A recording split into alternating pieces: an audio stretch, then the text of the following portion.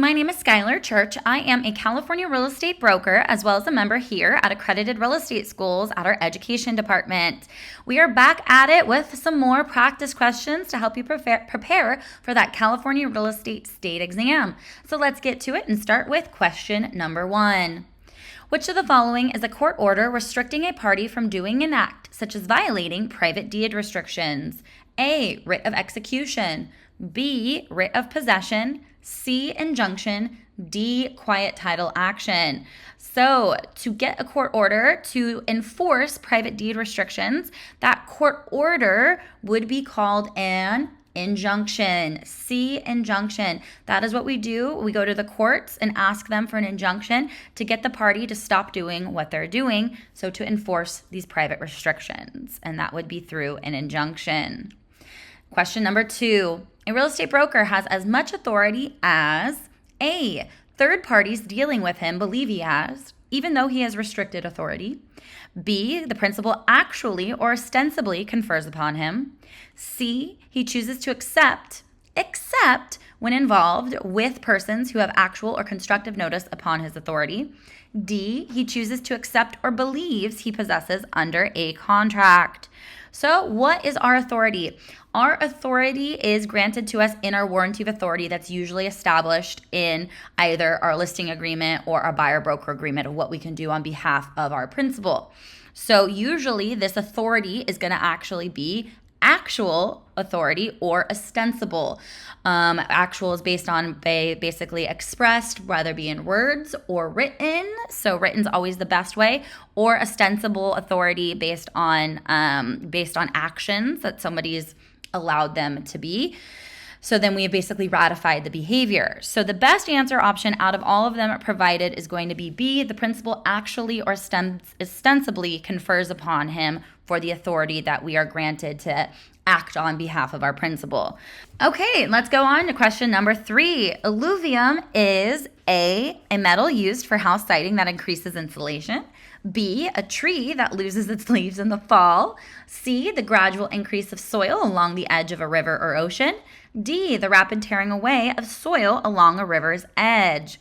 So alluvium, we know that is that soil, dirt, brown material, usually floating down a river, stream, water course, something like that.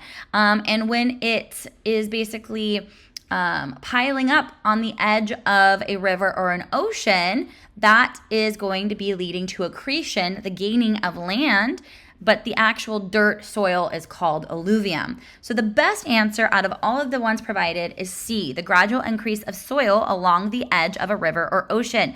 That actual soil we like to refer to as alluvium, but the gaining, the extension of the land due to these natural causes is through accretion.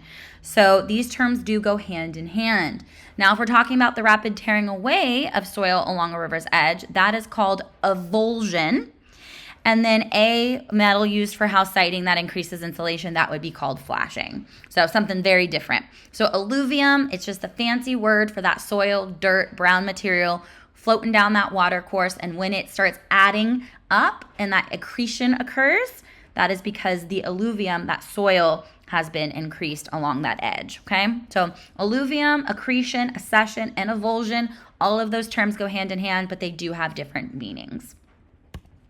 Question number 4. A person buys a large parcel of land and builds some single-family homes on it. The owner does not have a real estate broker's license, but wants to directly pay a son to sell the properties. A, the son could sell the homes located in the subdivision and collect a commission directly from the owner if the son has a real estate broker's license. B, the son cannot sell a property owned by a relative. C, the son can sell the property without a real estate broker's license. D, none of the above are correct.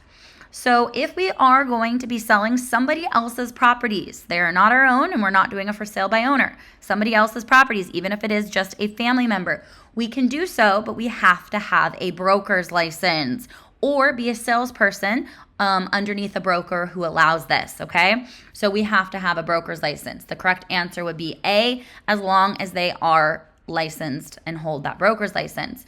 And the big thing though is once they are now basically representing a family member, this is a material fact that also has to be disclosed. So we can help our family members in the acquisition and disposition of properties if we are adequately licensed.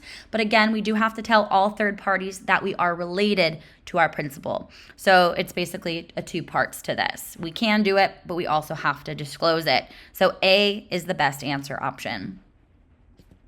And last but not least, question number 5. Under an exclusive agency agreement, A, an owner may sell the property himself without liability for a commission to the broker.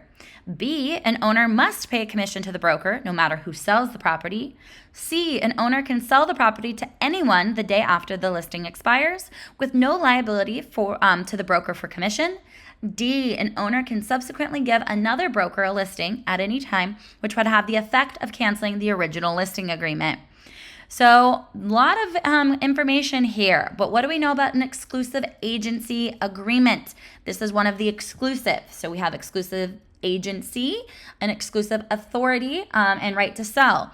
Well, those two are where we get paid a commission no matter what, but with an exclusive agency, we get paid no matter what unless the seller sells it themselves without utilizing our services. Then we would be out of commission. Exclusive authorization and right to sell, that would be where we get paid a commission no matter what, no matter who sells the property during the listing period. So under an exclusive agency, the best answer is A. An owner may sell the property himself without liability for a commission to the broker. Had it been an exclusive authorization and right to sell, well, then that would be B, would be the correct answer. But under exclusive agency, we are out of commission if the seller sells it themselves. Now, let's look at answer C, though, to just make sure. An owner can sell the property to anyone the day after the listing expires. That is true, but they could be liable for a commission, especially if that safety clause is in effect, where, hey, they say, if anybody within that list of names I gave you during that listing period buys the property during a certain period, then I am still entitled to a commission. So theoretically, you could still be on the hook for paying commission. And D, an owner can subsequently give another broker a listing. That's true, but it doesn't have the effect of canceling the original listing agreement. So again, as you can see here, the best answer is A for exclusive agency. Once again, I'm Schyler with Accredited Real Estate Schools. Thanks so much for watching. And if you like these questions, make sure to check out our practice question program of over 3,600 questions.